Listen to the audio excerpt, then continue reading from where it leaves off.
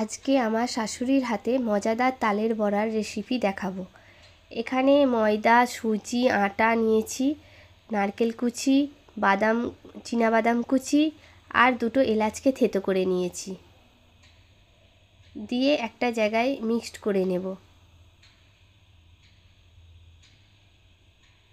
তারপর সামান্য পরিমাণ নুন, তালের মেদি দিয়ে দেব, দিয়ে হালকা মাখিয়ে নিয়ে চিনি দিয়ে দেব পরিমাণ মতন, দিয়ে ভালো করে মাখাবো। মাখানোটা একটা বড় জায়গাতে করতে হবে, তাহলে মাখানোটা খুব সুন্দর হবে। মাখানোটা যত ভালো হবে বড়াগুলো তত সুন্দর স্পঞ্জ টাইপের হবে।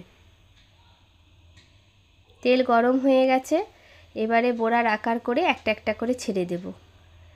এই তালের সিজনে তোমরা বাড়িতে বানিয়ে একবার দেখতে পারো, খুবই সুন্দর হয় এটা। তারপর একটা একটা করে তুলে নেব।